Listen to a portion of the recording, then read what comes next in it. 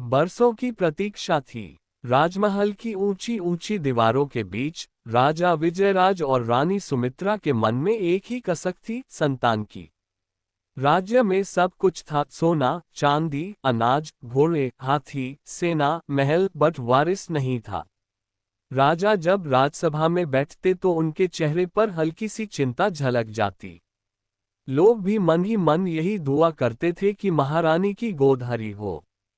महाराज, रानी कई बार रात को धीरे से कहती, हमारे बिना कोई उत्तराधिकारी कैसे राज्य को संभालेगा।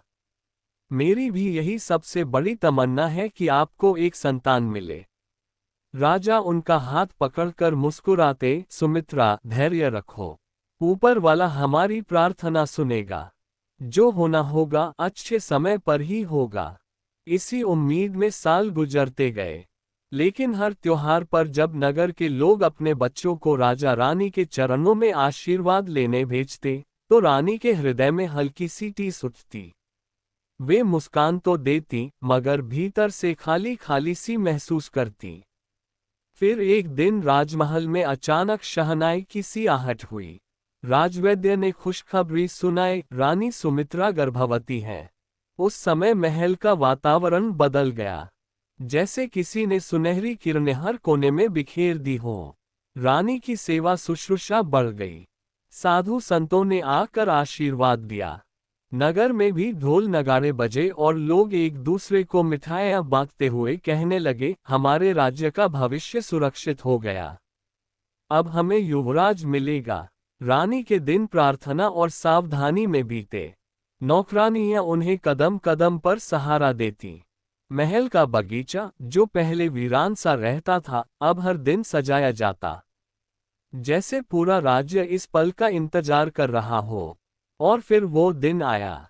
रात गहरी थी, आसमान में चांद बादलों से छिपा था। अचानक महल के अंदर शंखनाद गूंज उठा। राजमहल के आंगन में खबर फैल गई, रानी ने पुत्र को जन्म दिया है। उस क्षण की खुशी शब्दों में बयां करना मुश्किल है। महल के सैनिकों ने तुरही बजाई, ढोल पीटे। नगर में दीप जलाए गए। लोग अपने अपने घरों की चौखट पर दिए रखकर नाचने लगे। बच्चे किलकारियां मारते हुए आंगन में घूमते और बड़े बुजुर्ग हाथ उठाकर दुआएं देते। राजा विजयराज की आंखों में आंसू भर आए जब उन्होंने पहली बार अपने पुत्र को गोद में लिया। वह नन्हा सा शिशु, लाल कपड़े में लिपटा, मासूम सा चेहरा, छोटी छोटी उंगलियां कसकर राजा की अंगुली पकड़ लेती। राजा ने रानी की ओर देखा और धीमे स्वर में बोले, सुमित्रा, हमारी वर्षों की तपस्या सफल हुई। देखो, हमारे राज्य का सूरज जन्म ले चुका है। रानी की आंखों से खुशी के आंसू बह निकले। उन्होंने बेटे के माथे को चूमा और मन ही मन प्रतिज्ञा की, मैं इसे केवल एक पुत्र नहीं, बल्कि सच्चा राजकुमार बनाऊंगी, जो प्रजा का दर्द समझेगा। इसी बीच महल के पुजारी ने आशीर्वाद देते हुए कहा, महाराज, यह बालक सिर्फ आपका उत्तराधिकारी नहीं होगा, ये राज्य की ढाल बनेगा। ईश्वर ने इसे खास मकसद से भेजा है। राजा गंभीर होकर बोले, तो हमें भी इसे विशेष संस्कार देने होंगे। इसे हम केवल शक्ति नहीं, करुणा भी सिखाएंगे। उधर नगर की गलियों का नजारा देखने लायक था। चारों ओर सजावट, ढोल नगाड़े, नृत्य, गीत, हर कोई जैसे अपने घर में नहीं, महल में ही उत्सव मना रहा हो। व्यापारी अपनी दुकानों पर मुफ्त में मिठाई बांट रहे थे। किसान अपनी बैलगाड़ियों पर रंग बिरंगे फूल सजाकर नगर में घुमा रहे थे। औरतें घर की छतों से कंगन खनकाते हुए फूल बरसा रही थीं। अरे भाई, क्या भाग्यशाली दिन है, एक बूढ़ा आदमी बोला। हमारे राज्य को उत्तराधिकारी मिला है। अब तो आने वाले समय में और भी सुख शांति होगी। हाँ, उसके साथी ने कहा, राजा विजयराज और रानी सुमित्रा का बेटा निश्चित ही अपने माता पिता की तरह न्यायप्रिय होगा। बच्चे आपस में खेल खेल में कहने लगे, अब हमारे पास भी एक युवराज है। कल को बड़ा होकर वो हमसे भी मिलेगा। उनकी मासूम कल्पनाओं में ही राज्य का भविष्य झलक रहा था। महल के भीतर दाई ने बच्चे को धीरे धीरे नहलाया, सुगंधित तेल लगाया और झूले में सुलाया। झूला मोती और रेशमी कपड़ों से सजा हुआ था। रानी ने वहीं बैठकर उसे निहारते हुए कहा, ये पल मैं जिंदगी भर नहीं भूलूंगी। मुझे लगता है जैसे आज मेरी दुनिया पूरी हो गई। राजा पास बैठकर बोले, सुमित्रा, ये केवल हमारी नहीं, पूरे राज्य की संतान है। हमें इसे उसी तरह पालना होगा, न्याय और धर्म के रास्ते पर। कुछ समय बाद दरबार में उत्सव का आयोजन हुआ। चारों दिशाओं से राजा, महाराजा, मंत्री, सामंत और प्रजा के लोग महल में आए। सबने सोने, चांदी, गहनों और अनमोल तोहफों से नवजात को आशीर्वाद दिया। दरबार में ढोलक बज रही थी, गायक गीत गा रहे थे, जय हो, नए सूर्य की जय हो।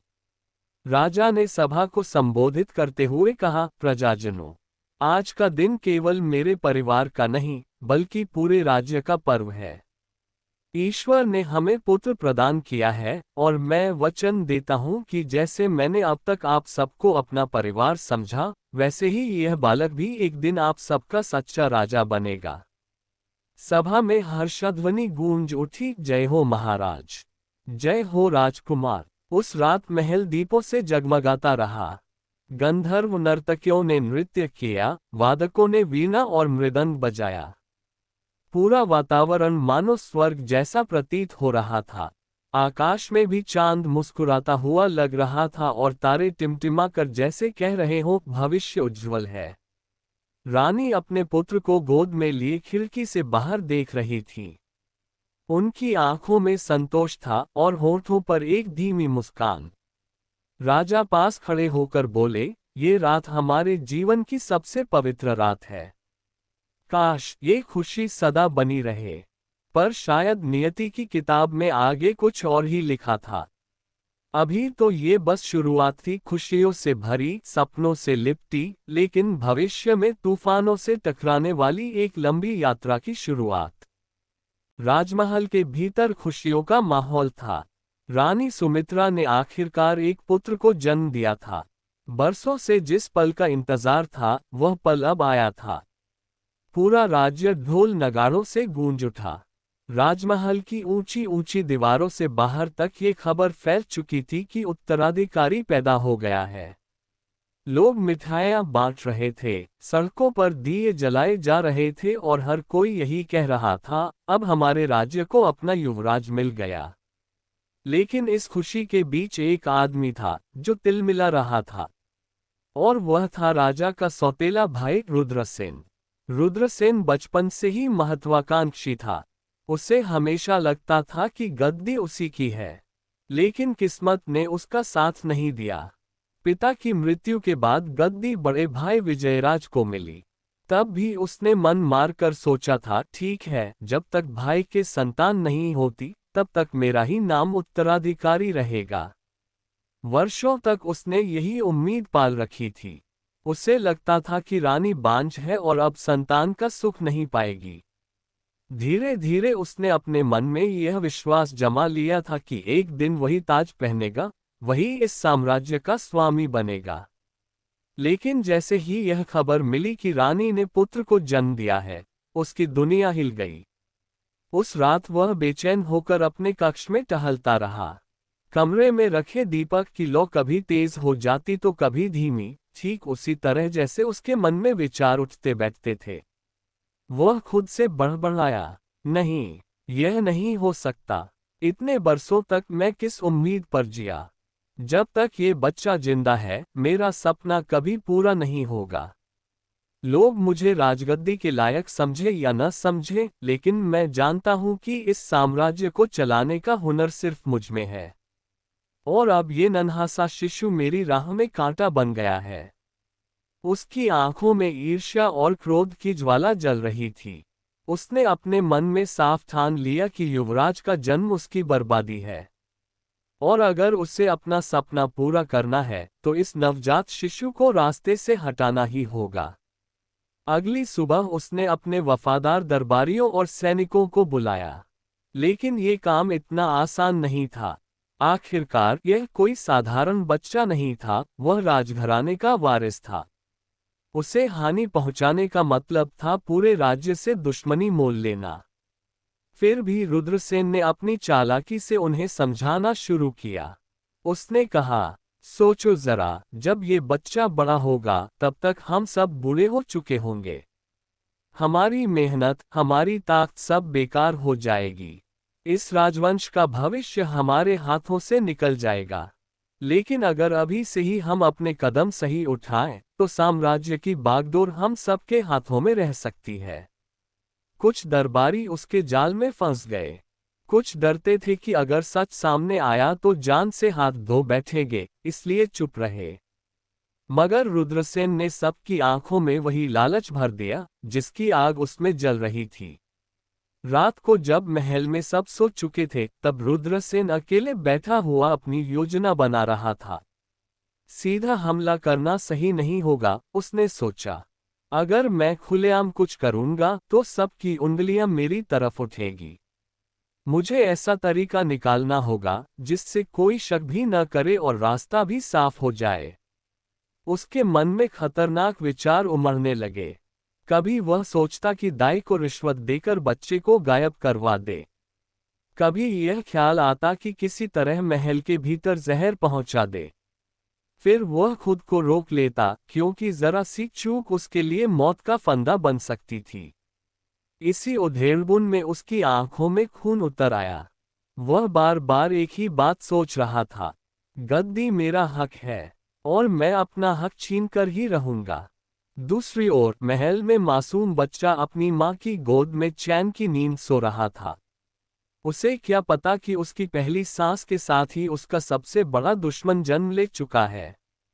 रानी सुमित्रा अपने पुत्र को निहारती और उसकी आंखों में भविष्य का सुख देखती। राजा विजयराज गर्व से घोषणा कर रहे थे कि यह बच्चा एक दिन साम्राज्य को नई ऊंचाइयों पर ले जाएगा। लेकिन उन्हें जरा भी अंदाजा नहीं था कि उनके अपने ही खून का एक हिस्सा इस खुशी को मातम में बदलने की तैयारी कर रहा है। महल की ऊंची दीवारों के बीच रोशनी थी, उत्सव था, ढोल नगाड़ों की गूंज थी। लेकिन उसी छाया में अंधेरा भी पल रहा था। रुद्रसेन की आंखों में वह अंधेरा साफ झलक रहा था। उसका दिल कह रहा था, अब खेल शुरू होगा।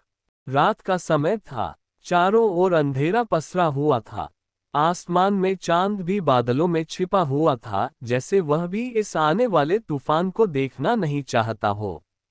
महल की ऊंची ऊंची दीवारें शांति से खड़ी थीं, लेकिन उस शांति के पीछे एक अजीब सी बेचैनी छिपी हुई थी। अचानक, बिना किसी चेतावनी के आसमान से आग के तीर बरसने लगे। महल की दीवारों पर उन जलते हुए तीरों की बौछार से रोशनी फैल गई। चारों तरफ अफरा तफरी मच गई। सैनिक दौड़ पड़े, कोई ढाल उठाकर आग बुझाने लगा, तो कोई दीवारों पर चढ़ते दुश्मनों को रोकने की कोशिश करने लगा। लेकिन दुश्मनों की संख्या बहुत ज्यादा थी। वे नारे लगाते हुए, तलवारें लहराते हुए महल की ओर बढ़ते जा रहे थे। ये हमला अचानक नहीं था। ये सब पहले से सोची समझी योजना थी। महल के अंदर रानी सुमित्रा अपने नवजात शिशु को गोद में लिए बैठी थी। बच्चे के मासूम चेहरे पर इस हिंसा का कोई असर नहीं था, लेकिन रानी का दिल धक धक कर रहा था। वे समझ चुकी थी कि उनके देवर रुद्रसेन ने वही किया जिसकी उन्हें आशंका थी। रुद्रसेन एक ही झटके में महल के मुख्य द्वार तक पहुंच गया। उसके सैनिकों ने इतनी बेरहमी से हमला किया कि महल की रक्षा करने वाले राजा विजयराज के सिपाही संभल ही नहीं पाए। चारों तरफ चीख पुकार मच गई, घोड़ों की टापें गूंज रही थीं और तलवारों की टकराहट से पूरा वातावरण कांप रहा था। कुछ ही देर में दुश्मनों ने महल का बड़ा हिस्सा अपने कब्जे में ले लिया। सैनिकों ने रानी को पकड़ लिया। रानी चीखी, मुझे छोड़ दो, यह क्या कर रहे हो तुम लोग? लेकिन किसी ने उनकी बात नहीं सुनी। वे बेबस होकर अपने बच्चे को कसकर सीने से चिपकाए रही। तभी रुद्रसेन खुद भीतर आया। उसके चेहरे पर जीत का घमंड साफ झलक रहा था। वह गरजती हुई आवाज में बोला, रानी सुमित्रा, अब सब कुछ खत्म हो गया है। ये महल, ये राज्य सब मेरा है। तुम्हारा पति विजयराज हार चुका है और अब मुझे चाहिए वह बच्चा। वही बच्चा जो मेरे रास्ते की सबसे बड़ी रुकावट है। रानी का चेहरा सफेद पड़ गया। उन्होंने बच्चे को और कसकर पकड़ लिया और कांपती आवाज में बोली, रुद्रसेन, ये बच्चा तुम्हारा दुश्मन नहीं, तुम्हारा अपना खून है। ये तुम्हारे भाई का बेटा है। लेकिन रुद्रसेन हंस पड़ा, एक ठंडी और खौफनाक हंसी। खून, खून से बढ़कर तख्त होता है, रानी। अगर यह बच्चा जिंदा रहा तो कभी न कभी मेरा राज खतरे में पड़ जाएगा। उसे मेरे सामने लाओ। सैनिक आगे बढ़े और रानी से बच्चा छीनने की कोशिश करने लगे। रानी चीख उठी और अपने शरीर को ढाल बना लिया। उस समय पूरे महल में बस एक ही आवाज गूंज रही थी, रुद्रसेन की गर्जना और सैनिकों की तलवारों की खनक। इसी अफरा तफरी में महल की एक दाई धीरे धीरे पीछे के दरवाजे की ओर बढ़ रही थी। उसकी गोद में वही बच्चा था। असल में जैसे ही सैनिकों ने रानी को घेरा था, रानी ने इशारे से बच्चे को दाई के हवाले कर दिया था। ये सब इतनी तेजी से हुआ कि रुद्रसेन और उसके सैनिकों को पता ही नहीं चला। दाई का दिल जोर जोर से धड़क रहा था। बाहर चारों तरफ खून खराबा था, सैनिक दौड़ रहे थे, चिल्ला रहे थे। लेकिन उसने हिम्मत नहीं छोड़ी। वह जानती थी कि अगर यह बच्चा बच गया तो राज्य का भविष्य सुरक्षित रहेगा। वह झाड़ियों और अंधेरे का सहारा लेकर धीरे धीरे महल की दीवारों से बाहर निकल रही थी। इधर महल के भीतर रुद्रसेन पागल सा चिल्ला रहा था, बच्चे को ढूंढो, वह मेरे सामने लाया जाए। अगर किसी ने उसे छुपाया है तो उसकी जान बख्शी नहीं जाएगी। सैनिक चारों ओर दौड़ पड़े। वे हर कमरे, हर कोने की तलाशी लेने लगे, लेकिन बच्चा कहीं नहीं मिला। रानी को जंजीरों में बांध दिया गया और महल को पूरी तरह कब्जे में ले लिया गया। रुद्रसेन की आंखों में गुस्सा और शक साफ झलक रहा था। उसे महसूस हो रहा था कि बच्चा कहीं न कहीं छुपा दिया गया है। बाहर दाएं अंधेरे में भागती चली जा रही थी। उसके पैरों में कांटे चुभ रहे थे, कपड़े फट गए थे, लेकिन उसने हार नहीं मानी। उसकी आंखों में बस एक ही तस्वीर थी, वह मासूम बच्चा जो रोते रोते उसकी गोद में सो गया था। उस रात महल जल उठा, खून की नदियां बह गईं, लेकिन साथ ही उस रात एक उम्मीद भी जन्म ले चुकी थी, उम्मीद कि यह बच्चा एक दिन लौटकर अपने राज्य को आज़ाद कराएगा और अपने माँ बाप की इज्जत वापस लाएगा। रात का समय था और राजमहल की दीवारों के भीतर हलचल मच चुकी थी। राजा का भाई अपने सैनिकों के साथ महल पर हमला कर चुका था। चारों ओर तलवारों की खनखनाहट और चीख पुकार गूंज रही थी। महल के गलियारों में अफरा तफरी थी। किसी को समझ नहीं आ रहा था कि अब क्या होगा। उसी उथल पुथल के बीच महल की दाई माँ गंगाबाई अपने दोनों हाथों में नवजात शिशु को संभाले खड़ी थी। बच्चे की मासूम सांसें उसकी गोद में उठ गिर रही थीं। उसकी नन्ही सी आंखें अभी पूरी तरह खुली भी नहीं थीं। गंगाबाई के दिल में एक ही डर बैठा था कि कहीं दुश्मन इस बच्चे को भी न ढूंढ ले, क्योंकि अगर राजकुमार बच गया तो एक दिन वह सच्चा उत्तराधिकारी बनकर राजगद्दी लेगा। और यही तो राजा का भाई नहीं चाहता था। गंगाबाई ने बच्चे की मासूम सी शक्ल देखी, उसके गाल को अपनी उंगली से छुआ और धीरे से बोली, डर मत राजकुमार, तेरी किस्मत तुझे बचाएगी। तेरे माँ बाप तो आज बंदी बन गए हैं, पर तू नहीं। तेरा भाग्य तुझे एक दिन राजसिंहासन तक जरूर ले जाएगा। उसने बच्चे को मोटे कपड़ों में लपेटा ताकि कोई भी दूर से देखे तो समझे कि वह बस कोई गठरी ले जा रही है। बाहर सैनिकों की तलवारें लहर रही थीं। जगह जगह आग की लपटें उठ रही थीं। लेकिन माँ जैसी ममता ने गंगाबाई के भीतर ऐसा साहस भर दिया कि उसका डर गायब हो गया। महल में एक पुराना गुप्त मार्ग था जिसके बारे में सिर्फ भरोसेमंद लोग ही जानते थे। गंगाबाई उसी रास्ते की तरफ बढ़ी। उस मार्ग में अंधेरा था, ऊपर मकड़ी के जाले थे और हवा में नमी और मिट्टी की गंध फैली हुई थी। लेकिन गंगाबाई बिना रुके चलती रही। उसके कदमों में अब मजबूती थी। वह जानती थी कि अगर इस बच्चे को बचा पाए तो एक दिन पूरे राज्य को बचा लेगी। काफी देर तक चलने के बाद वह महल के बाहर निकल आए। अब सामने घना जंगल था। पेड़ों की शाखाएं आपस में लिपटी हुई थीं, जैसे किसी ने जानबूझकर रास्ता बंद कर रखा हो। जंगली जानवरों की आवाजें गूंज रही थीं, कहीं दूर भेड़िए की हुआ, कहीं उल्लुओं की हूट। पर गंगा बाई के दिल में सिर्फ एक ही ख्याल था, बच्चे को सुरक्षित पहुंचना है। उसने बच्चे को अपनी छाती से लगा लिया ताकि वह ठंडी हवा से कांपे नहीं। वह कांपते हाथों से बार बार कपड़े की गठरी कसकर पकड़ती। जंगल की पगडंडियां पथरीली थीं, कहीं कांटे चुभते, कहीं गड्ढे आते। लेकिन गंगा बाई की चाल धीमी नहीं हुई। कई घंटे बीत गए। आखिरकार उसे एक छोटी सी कुटिया दिखाई दी। ये कुटिया जंगल के बीचों बीच एक साधु की थी। वह साधु वर्षों से वहां तपस्या कर रहा था। लोग कहते थे कि वह साधु कोई साधारण इंसान नहीं, बल्कि भगवान का सच्चा भक्त है, जिसके आशीर्वाद से बिगड़ी तकदीर भी संवर जाती है। गंगा बाई ने राहत की सांस ली। दरवाजे पर पहुंचकर उसने धीरे से आवाज लगाई, महाराज, द्वार खोलिए, मैं गंगा बाई हूं। महल से आई हूं। कुछ देर बाद अंदर से दरवाजा खुला। सफेद दाढ़ी और जटाओं वाले साधु बाहर आए। उन्होंने गंगा बाई की ओर देखा, फिर उसके हाथों में लिपटे हुए बच्चे की ओर। साधु की आंखों में जैसे एक दिव्य चमक आ गई। गंगा बाई ने कांपती आवाज में कहा, महाराज, ये हमारे राज्य का राजकुमार है। महल पर हमला हो चुका है, राजा रानी बंदी बना लिए गए हैं। अगर यह बच्चा जीवित बचा तो एक दिन अपना हक जरूर पाएगा।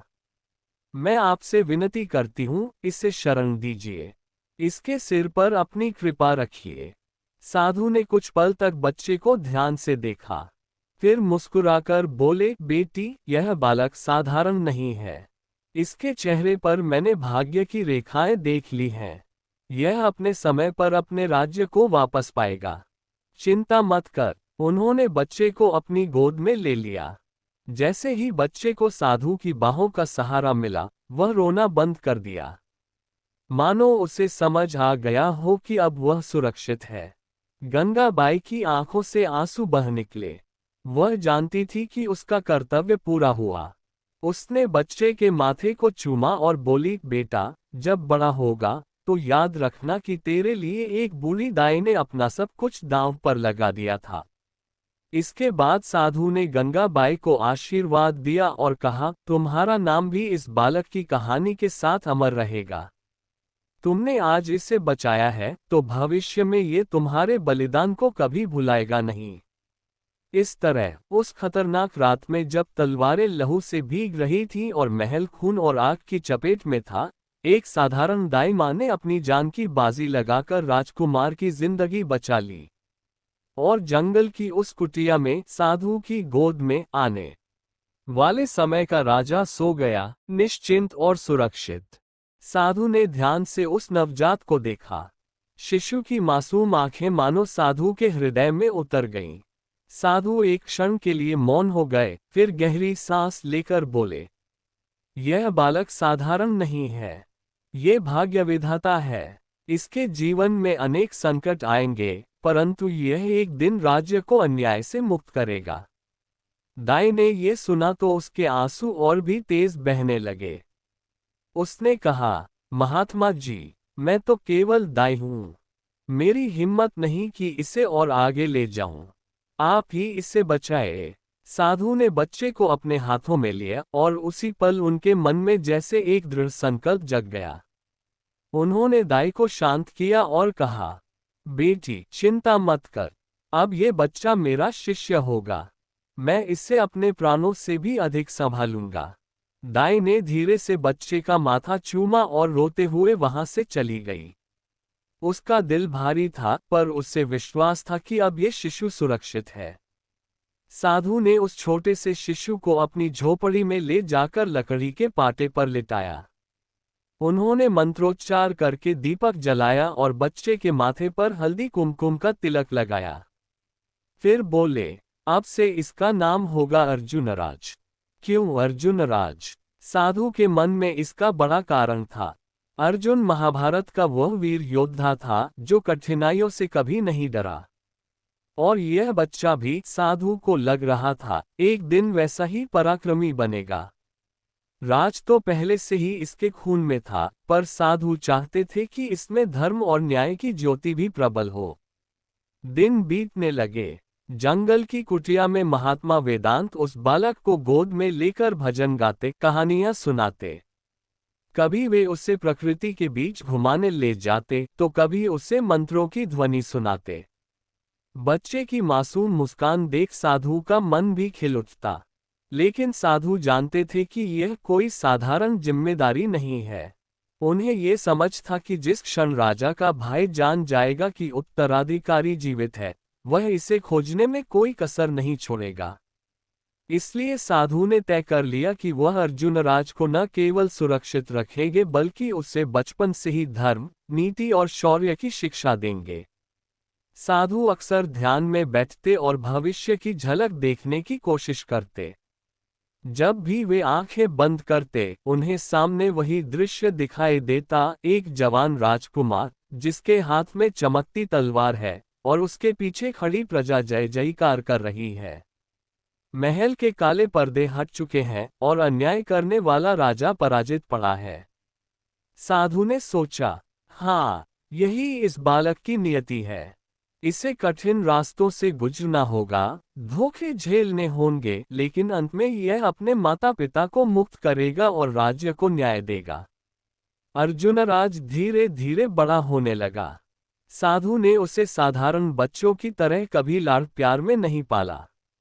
उसके लिए कठोर अनुशासन था। सुबह सूरज निकलने से पहले उठाना, नदी में स्नान कराना, फिर मंत्र और ध्यान की शिक्षा देना। दिन में साधु उसे तीर कमान चलाना, पेड़ों पर चढ़ना और जंगल के खतरों से निपटना सिखाते। अर्जुन राज अभी छोटा था, पर उसकी आंखों में एक अलग ही चमक थी। साधु अक्सर सोचते, सचमुच ये राजपुत्र है। इसके हाव भाव से ही राजसी गरिमा झलकती है।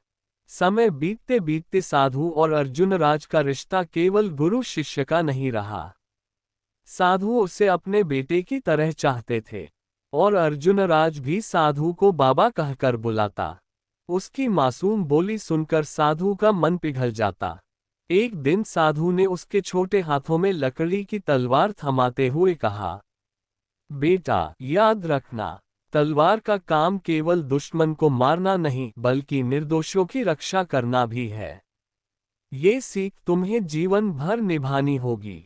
अर्जुन राज हंसते हुए बोला, हाँ बाबा, मैं सबको बचाऊंगा।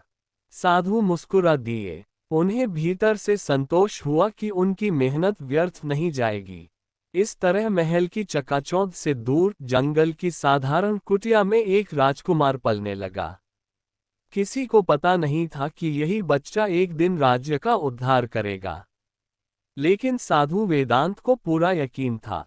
उन्होंने जो भविष्यवाणी की थी वही उनके जीवन का सबसे बड़ा संकल्प बन चुका था। उधर जब रुद्रसेन ने अपने सैनिकों के साथ महल पर हमला किया तो सब कुछ पल भर में बदल गया। खून खराबा, चीख पुकार और तलवारों की आवाजों ने राजमहल को दहला दिया। राजा तो पहले ही घायल होकर गिर पड़ा था और सैनिक बिखर गए थे। मौका देखते ही रुद्रसेन ने तुरंत खुद को राजा घोषित कर दिया। वह बिना देर किए राजसिंहासन पर जाकर बैठ गया, मानो बरसों से इसी पल का इंतजार कर रहा हो। अब तक जो प्रजा राजा विजयराज की दया और न्याय के लिए जानी जाती थी, वही प्रजा अचानक भय और खामोशी में डूब गई।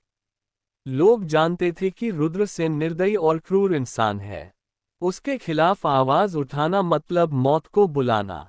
इसलिए सबने मजबूरी में उसके आगे सिर झुका लिया। लेकिन भीतर ही भीतर हर किसी के दिल में यह सवाल गूंज रहा था कि अब राज्य का क्या होगा। रुद्रसेन ने जनता को ये यकीन दिलाने के लिए हर जगह ढिंढोरा पिटवा दिया कि युवराज पैदा होते ही मर चुका है।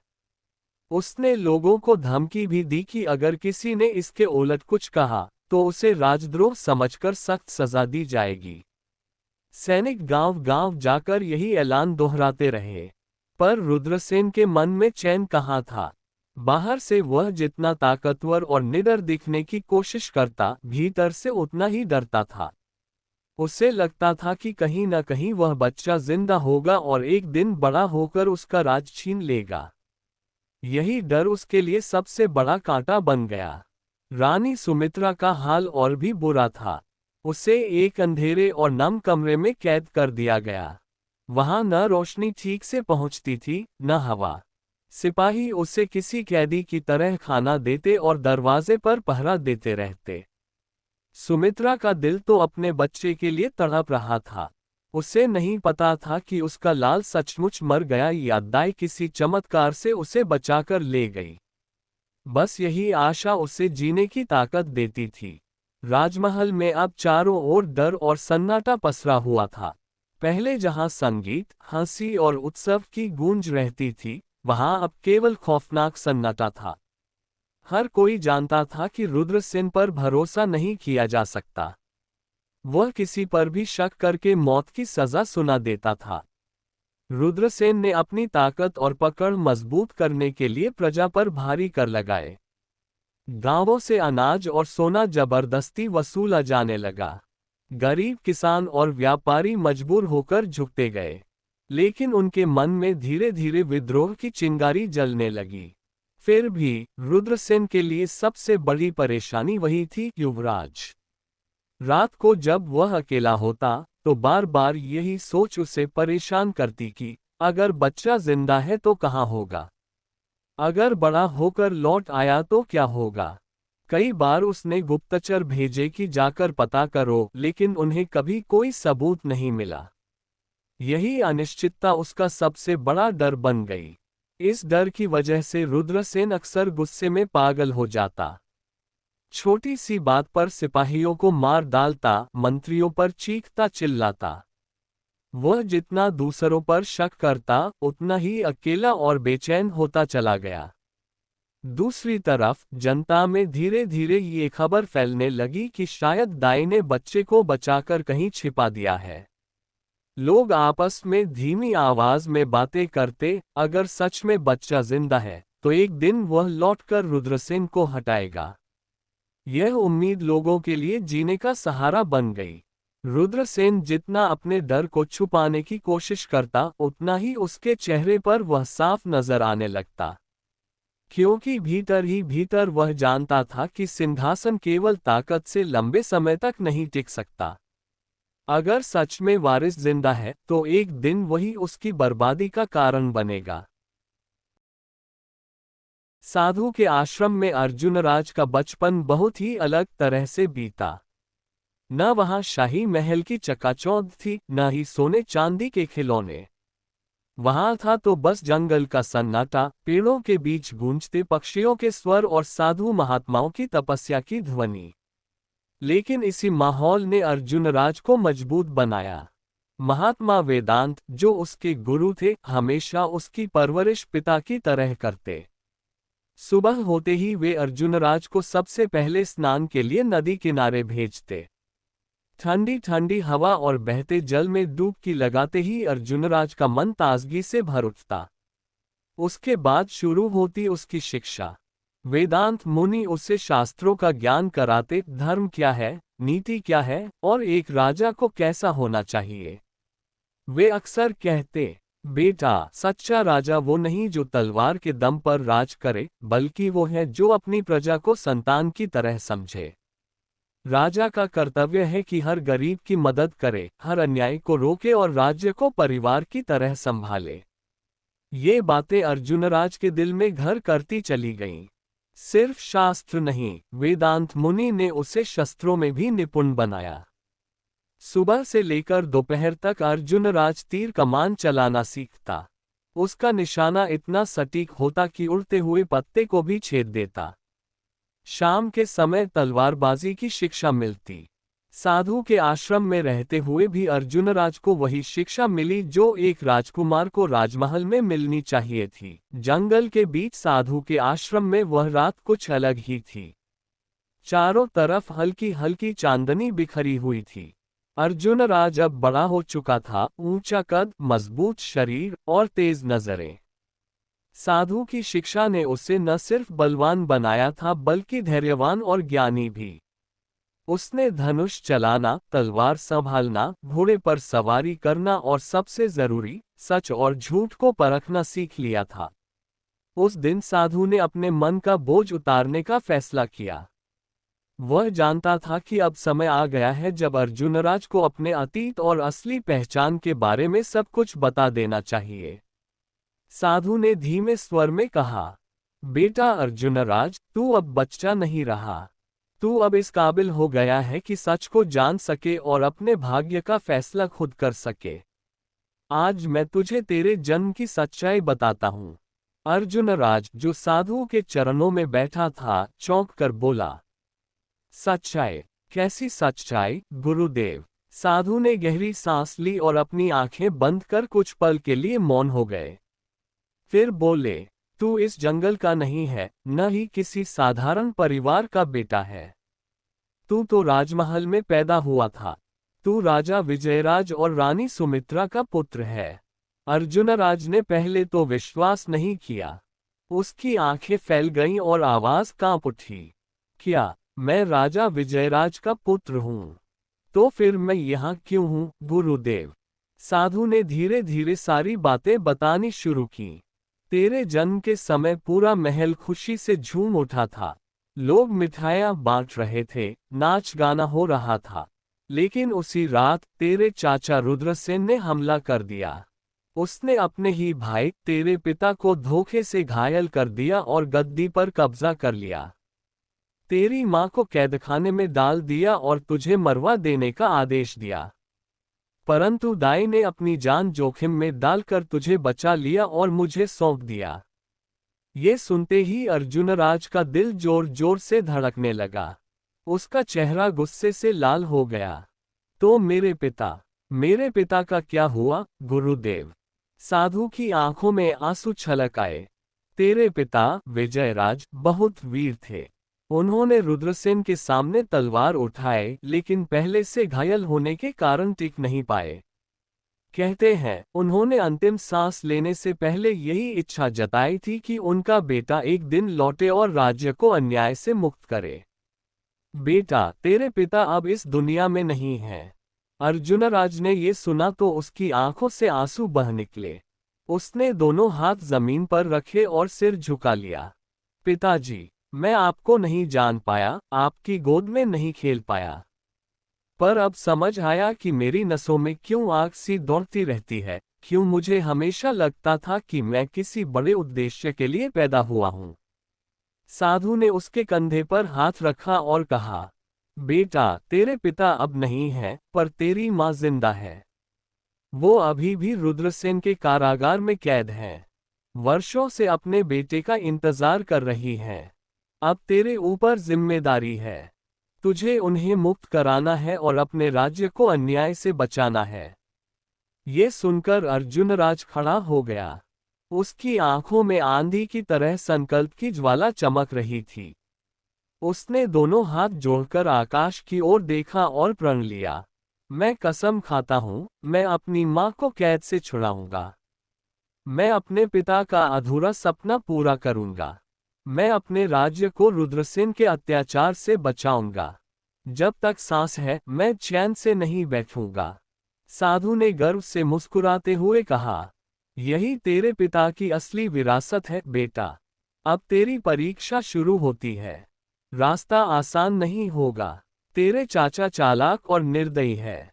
उसके पास बड़ी सेना है, बहुत धन है। लेकिन तेरे पास वह शक्ति है जो सबसे बड़ी है, तेरा धर्म, तेरा साहस और तेरे लोगों का आशीर्वाद। याद रख, असली राजा तलवार से नहीं बल्कि न्याय और दया से पहचाना जाता है। अर्जुनराज ने साधु के पैरों में सिर झुकाया। गुरुदेव, मुझे रास्ता दिखाए। मैं किस तरह से अपनी यात्रा शुरू करूं? साधु ने शांत स्वर में कहा, पहले खुद को और मजबूत बनाना होगा। सिर्फ ताकत से जीत नहीं मिलेगी। तुझे लोगों का विश्वास जीतना होगा। गांव गांव घूमना, उनकी पीड़ा को समझना और उनका सहारा बनना। जब तेरे साथ जनता खड़ी होगी तब तेरा चाचा चाहे कितनी भी सेना रखे उसकी हार तय होगी। अर्जुनराज ने दृढ़ आवाज में कहा, हाँ गुरुदेव, अब मैं समझ गया हूँ। मैं सिर्फ अपनी माँ को मुक्त करने नहीं जाऊंगा, बल्कि अपने राज्य को वापस लेने और उसे न्याय से सजाने जाऊंगा। साधु ने आशीर्वाद देते हुए कहा, जा बेटा, ईश्वर तेरे साथ है। तेरे पिता की आत्मा तुझ पर गर्व करेगी। उस रात अर्जुनराज ने बहुत देर तक नींद नहीं ली। वह चांद की ओर देखता रहा और अपने पिता के शब्द कल्पना में सुनता रहा। उसकी आंखों के सामने मां का चेहरा आया, जो कैदखाने में बेटे का इंतजार कर रही थी। उसके भीतर अब कोई संदेह नहीं था।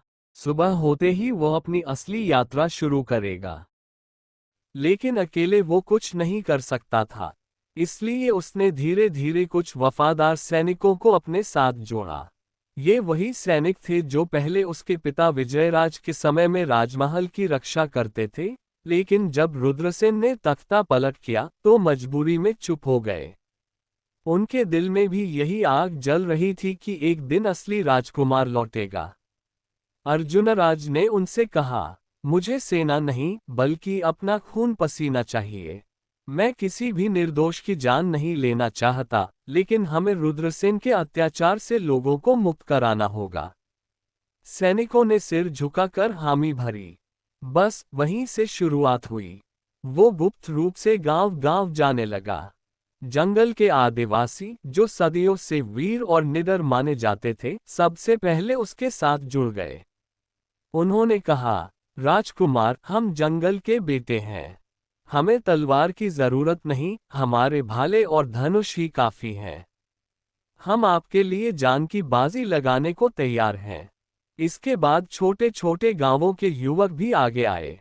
वे पहले रुद्रसेन के जुल्मों से दबे हुए थे, लेकिन जब उन्हें पता चला कि असली वारिस लौट आया है, तो उनके दिलों में जोश भर गया। कोई किसान अपने खेत का हल छोड़कर आया, कोई चरवाहा अपनी बांसुरी तोड़कर भाला उठाने लगा। यहाँ तक कि कुछ बुजुर्ग भी बोले, बेटा अर्जुनराज, हमारी हड्डियां भले ही बूढ़ी हो गई हैं, लेकिन हमारी आत्मा अभी जवान है। तुम्हारे लिए हम जो कर सकते हैं करेंगे। धीरे धीरे एक छोटी सी टोली सेना का रूप लेने लगी। ये कोई साधारण सेना नहीं थी, ये जनता की सेना थी। इसमें राजा के सिपाही भी थे, आदिवासी भी, किसान भी और नौजवान भी। हर कोई जानता था कि अर्जुनराज ही असली वारिस है। अब अर्जुनराज सिर्फ एक योद्धा नहीं रहा, बल्कि लोगों की उम्मीद बन गया। वो दिन रात युद्ध की तैयारी करता, कभी उन्हें युद्ध कौशल सिखाता, कभी रणनीति समझाता। जंगल के बीच खुले मैदानों में मशालों की रोशनी में अभ्यास होता। कोई भाले चलाता, कोई धनुष खींचता और अर्जुनराज सबका हौसला बढ़ाता। लोगों के दिल में डर की जगह भरोसा आने लगा। हर कोई कहने लगा, अब वक्त आ गया है। असली राजकुमार लौट आया है। रुद्रसेन के जुल्म का अंत होकर रहेगा। भोर का समय था। सूरज की पहली किरणें आसमान को हल्का हल्का सुनहरा रंग देने लगी थीं।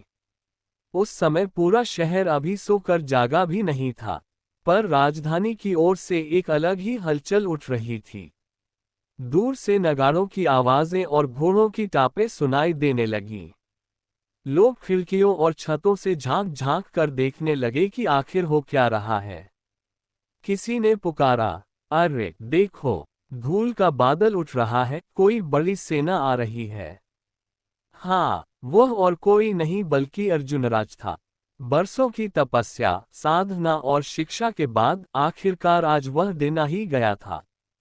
जिस दिन का सपना उसने बचपन से देखा था, अपने पिता का खोया हुआ राजपाट वापस लेना और रुद्रसेन के अत्याचारों से लोगों को मुक्त करना। उसके पीछे पीछे उसकी सेना थी, जो जंगलों और गांवों से इकट्ठा हुई थी। ये सैनिक सोने चांदी के कवच वाले नहीं थे, बल्कि आम लोग थे जिन्होंने अन्याय के खिलाफ अर्जुनराज का साथ देने की ठानी थी। जैसे ही सेना राजधानी के करीब पहुंची, महल के ऊंचे ऊंचे दरवाजे बंद कर दिए गए। पर अर्जुनराज का हौसला डगमगाया नहीं। उसने ऊंची आवाज में पुकारा, ओ रुद्रसेन, अगर तू सच में योद्धा है तो किले के भीतर मत छिप। आ बाहर और सामना कर। आज फैसला तलवारों से होगा। उसकी दहाड़ सुनकर सैनिकों के दिलों में जोश भर गया। सब एक साथ चिल्लाए, जय अर्जुनराज, जय न्याय। फिर क्या था, महल के द्वार पर भयंकर युद्ध छिड़ गया। तीरों की बौछार, तलवारों की खनक और ढालों की टकराहट से पूरा वातावरण गूंज उठा। अर्जुनराज के सैनिक संख्या में भले ही कम थे, लेकिन उनके अंदर हिम्मत थी, जो अन्याय के खिलाफ लड़ी जा रही थी। युद्धभूमि पर अर्जुनराज खुद सबसे आगे खड़ा था। उसके हाथ में चमकती तलवार थी और उसके चेहरे पर शेर जैसी दृढ़ता। वह दुश्मनों की पंक्तियों को चीरता हुआ बढ़ता गया। एक एक कर कई सैनिक उसके वार से धराशायी हो गए। उसका हर कदम मानो बिजली की तरह गिरता और दुश्मन भाग खड़े होते। उधर महल की ऊंचाई से खबर पहुंची कि महाराज रुद्रसेन, अर्जुनराज ने हमला कर दिया है। अगर आप बाहर न निकले तो सैनिकों का मनोबल टूट जाएगा। रुद्रसेन क्रोध से लाल हो उठा। उसने सोने से जड़ी तलवार उठाए और भारी कवच पहनकर मैदान में उतर आया। उसके आते ही उसके सैनिक फिर से हिम्मत पकड़ने लगे। दोनों सेनाओं का शोर और भी तेज हो गया। और फिर वह घड़ी आ गई जिसका इंतजार सबको था। युद्धभूमि के बीच, धूल और खून के बीच, अर्जुनराज और रुद्रसेन आमने सामने खड़े थे। एक तरफ अन्याय का घमंडी राजा और दूसरी तरफ सच्चाई का योद्धा। रुद्रसेन व्यंग्य से बोला, तो तू वही अर्जुनराज है जिसे मैंने बचपन में मार देना चाहिए था। आज खुद अपनी मौत सामने खड़ी देख रहा है। अर्जुनराज ने तलवार को घुमाया और गरज कर कहा, नहीं रुद्रसेन, आज तेरी तानाशाही का अंत होगा। ये युद्ध तेरे और मेरे बीच नहीं है, ये न्याय और अन्याय का है। इतना सुनते ही दोनों ने तलवारें भिड़ा दी। पहली ही टक्कर से ऐसी चिंगारियां निकली मानो आसमान से बिजली गिर पड़ी हो। लोगों की सांसें थम गईं। सबकी नजरें सिर्फ उन दोनों पर थीं। कभी अर्जुनराज वार करता और रुद्रसेन ढाल से रोक लेता। कभी रुद्रसेन वार करता और अर्जुनराज बड़ी फुर्ती से बच जाता। उनकी तलवारें इतनी तेजी से टकरा रही थीं कि आवाज दूर दूर तक सुनाई दे रही थी। पसीना, धूल और खून मिलकर युद्धभूमि को और भी भयानक बना रहे थे। धीरे धीरे अर्जुनराज की चाल और तेज होती गई। साधु के आश्रम में सीखी गई शिक्षा और साधना अब रंग दिखा रही थी। उसकी आंखें शिकार पर झपटते शेर जैसी थीं। उसने अचानक एक जोरदार वार किया। रुद्रसेन पीछे लड़खड़ा गया, लेकिन संभल कर फिर से तलवार उठाए। युद्ध लंबा खींचता गया। दोनों थक चुके थे, पर कोई हार मानने को तैयार नहीं था। तभी अर्जुनराज ने एक पल का मौका देखकर तलवार सीधी रुद्रसेन की ओर घुमाई। तलवार इतनी जोर से चली कि रुद्रसेन की ढाल चकनाचूर हो गई। अब रुद्रसेन निहत्था हो गया। अर्जुनराज ने जोर से दहाड़ा, ये वार तेरे अन्याय का अंत करेगा। और देखते ही देखते उसकी तलवार रुद्रसेन के सीने में धंस गई। एक चीख निकली और रुद्रसेन जमीन पर गिर पड़ा। उसके सैनिक भय से भागने लगे। युद्धभूमि में सन्नाटा छा गया। लोग अवाक खड़े थे। फिर अचानक जनता की ओर से आवाज उठी, जय अर्जुनराज, जय न्याय। सारा माहौल गूंज उठा। ढोल नगाड़े बजने लगे। लोग आंसुओं में भी मुस्कुराने लगे, क्योंकि वर्षों का अत्याचार खत्म हो चुका था। अर्जुनराज ने खून से भीगी तलवार को आसमान की ओर उठाया और कहा, ये जीत सिर्फ मेरी नहीं है, ये जीत उन सबकी है जो न्याय पर विश्वास रखते हैं। उस क्षण राजधानी की धरती ने राहत की सांस ली। सूरज पूरी तरह उग चुका था और उसकी किरणें मानो घोषणा कर रही थी कि अब इस राज्य में एक नया सवेरा आया है। युद्ध खत्म हो चुका था। अर्जुनराज की तलवार से रुद्रसेन का आतंक मिट गया था और राजमहल के आंगन में फिर से शांति लौट आई थी। लेकिन अर्जुनराज के मन में एक ही बात गूंज रही थी, माँ कहाँ है। जैसे ही उसे पता चला कि उसकी माँ रानी सुमित्रा को बरसों से महल के अंधेरे कारागार में कैद करके रखा गया है, वह बिना देर किए सीधा वहीं चला गया। कारागार गहरा और नम था। दीवारों से सीलन टपक रही थी, चारों तरफ अंधेरा और सन्नाटा पसरा हुआ था। बस लोहे की जंजीरों की हल्की खनक सुनाई देती थी। पहरेदारों को आदेश दिया गया कि दरवाजा खोल दो। दरवाजा खुला तो अर्जुनराज की धड़कनें तेज हो गईं। अंदर जाते ही उसने देखा दीवार के सहारे एक दुबली पतली औरत बैठी थी। चेहरे पर थकान थी, बाल बिखरे हुए थे, कपड़े पुराने और फटे हुए। लेकिन उन थकी आंखों में अब भी ममता की रोशनी जिंदा थी। वही उसकी माँ थी, रानी सुमित्रा। सुमित्रा ने जैसे ही दरवाजे की ओर देखा, उसे अपने बेटे की शक्ल नजर आई। पहले तो उसे विश्वास ही नहीं हुआ। बरसों से वह यही सोचती आई थी कि उसका बेटा शायद जिंदा नहीं है। आंखें भर आईं, गला रूंध गया। वह उठने की कोशिश करने लगी, लेकिन थकान से कदम नहीं उठे। अर्जुनराज दौड़कर माँ के पैरों में बैठ गया और बोला, माँ, देखो, मैं वापस आ गया हूँ। मैं जिंदा हूँ।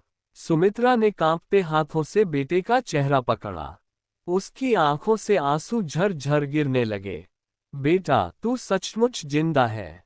ली, मैंने हर रात तेरी सलामती के लिए दुआ की थी और आज तू मेरे सामने खड़ा है।